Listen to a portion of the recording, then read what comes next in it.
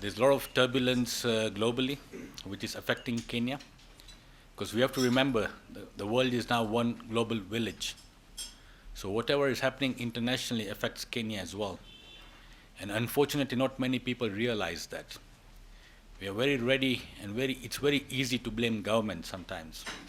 But we need to appreciate the problems that we are facing as a country, locally, domestically, and also the factors which are affecting us internationally. So we need to analyze and understand the situation and then give our reports with reasons. The theme for this year's budget, as there on the screen, is Bottom-Up Economic Transformation Agenda for Inclusive Growth. And our president, when he was vying for awards, has been very transparent. He wants to have an inclusive growth. He wants people to have housing. I know there's a lot of debate on the housing levy, which my colleagues will take you through. But I think it's time for Kenya to move forward. And I think we've got independence now. We've celebrated 60 years of independence. I think it's now for Kenya to shine. Being the sixth largest economy in Africa is not good enough. We need to move forward. We need to consider how we can move to the fifth or the fourth largest in time to come. But we can only do this if we get and if we assist all our people, we create employment, we create foreign direct investment in this country. So there's a lot of stuff that we need to do as individuals, as corporate sectors, and work with the government to assist them to create employment. If you go back to 2019, 2020, we had the COVID. The world was in turbulence. Kenya, I think we managed it quite well, right? We didn't have a full lockdown, unlike the Western countries like UK. We managed the situation well. But at that time, globally, everybody suffered, right? Everybody's economy was down. We went into a recession. It took us about 2 years to get to the vaccine. We got people vaccinated. I think we did well as a government to get our vaccines down here. We got people vaccinated, and we managed the situation. And then, of course, after the COVID, we recovered. Global tourism picked up, manufacturing picked up, global trade picked up. And during the time of COVID, internationally, we had a lot of furlough in the UK. People were given money to make sure they survive. And after COVID, people ended up with a lot of cash. So there was a lot of demand pull inflation. So tourism and everything picked up. And that was also good for Africa as well. Even our tourism in Kenya picked up as well.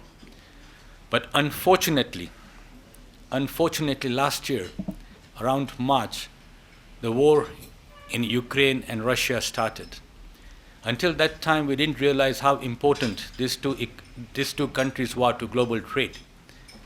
We were not aware that Ukraine was one of the largest exporters of wheat. We were not aware how important Russia's economy was to global trade in terms of oil, in terms of steel products. All of a sudden, prices rose, right? Inflation started increasing, and it has created a lot of havoc in the world. Now, for Africa, we have gone up, and it's forecast that we are going to continue with the same growth patterns. But the challenge for Africa right now is the exchange rates, because the inflation right now is so high in America, UK, and Europe. The interest rates are so high that is causing a ripple effect on the exchange rates. And 22 countries in Africa are in debt distress. So the situation is that if the interest rates and if the exchange rates are not controlled, it's going to be difficult for Africa to continue with the growth that they prosper to have in time to come. So it's going to be interesting to see if they can manage these growth patterns. East Africa's gross domestic product, Kenya has not done so badly. I think we are just at about 5.4, 5.3. It's forecasted to be about 5.4% next year. But if you look at the other countries, the growth rates are much higher. But you need to take this statistic with a pinch of salt, because the countries with high growth rates, the economies are much smaller. So also remember that when you have a big economy, the growth rates are smaller, right? So I think Kenya can do better, but I think it's just a focus on the right areas. and we look out for the opportunities. What is Kenya good at? Kenya is good at agriculture. Kenya is good at tourism. We have 1.5 billion people who travel the world every year. Why do we only get 2 million tourists or 2 million arrivals into the country? It's an opportunity for us. Agriculture, right? Everybody needs food. Why can't we focus on agriculture? Why can't we improve or increase our agriculture output with new innovation? So we have tremendous opportunities as a country. So those are the areas or sectors we need to really focus on. Again, our biggest sectors, as I mentioned earlier, is agriculture. We are very much focused on agriculture. We are agri-based economy. So the weather is very important to us. And I'm sure of late we've been discussing a lot about climate change. So how the weather behaves in our part of the world is extremely important. We really suffered last 6 to 8 months because of the drought. And because of the drought, our prices for food crops have actually gone up, and that has led to high inflation in the country as well. So we need to really focus on climate change. We need to make our environment more greener. We need to get rid of plastics. We need to grow more trees. We need adequate rainfall every year to sustain, to ensure that we're able to improve our agriculture and export those to the countries that do import our food. What does every Kenyan expect the government to do? And that becomes the biggest concern. But then I think every budget cycle, we talk about the deficit that the government is facing. And we'll keep critiquing the proposals that the government will come up with to meet the budget.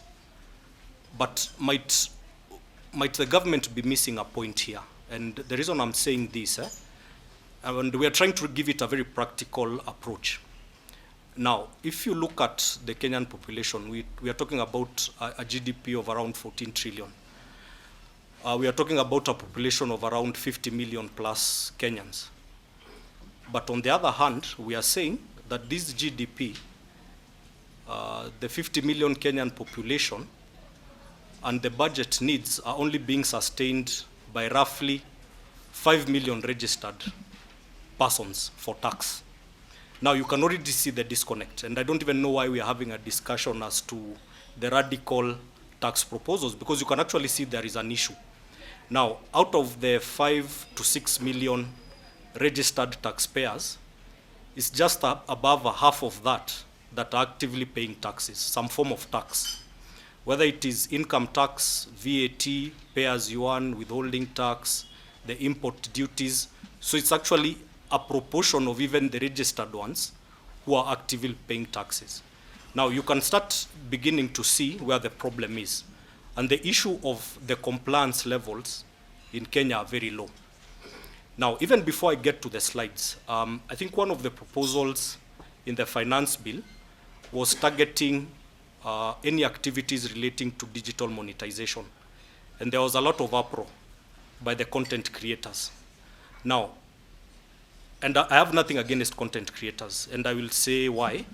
And also, there is something we proposed to the Finance and Planning Committee as to how they can also rationalize the taxation of these content creators, because the tax proposed is quite high.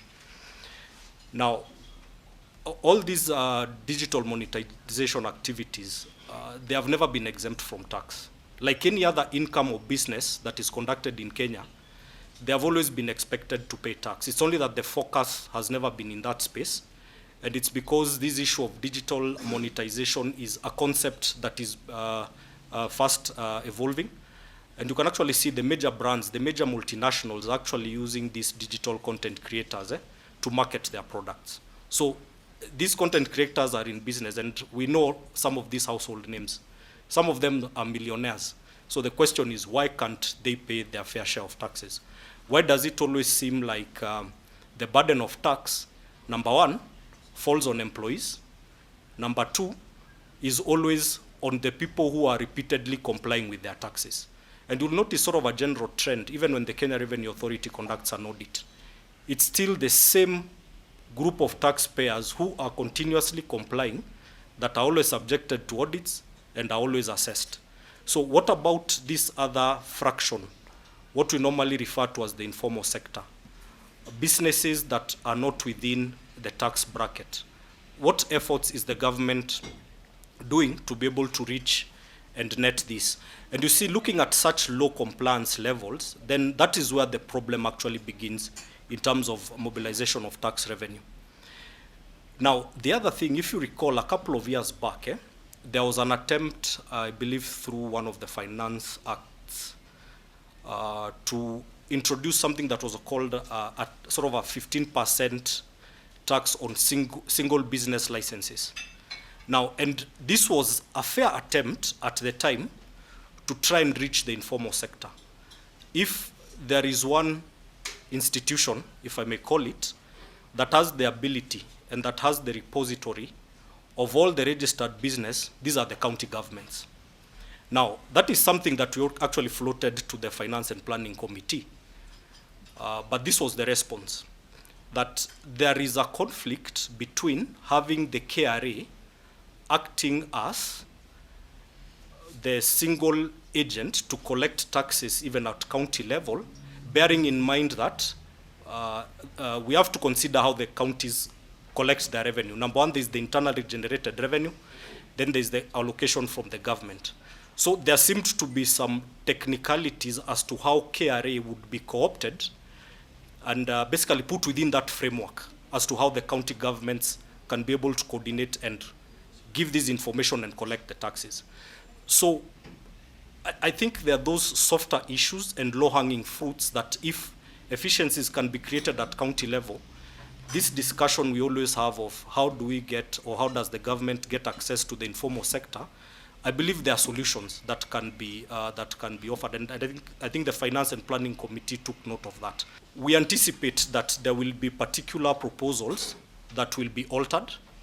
It is possible that we could have very many changes by the time we get the Finance Act 2023.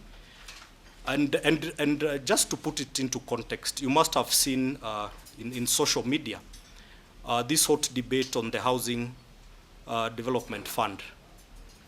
I think the information trickling out is the fact that I think the cries have reached the executive, and the proposal to reduce this rate from 3% to 1.5% seems to be a conversation that is happening. As to whether that will actualize by the time we get the Finance Act, we don't know.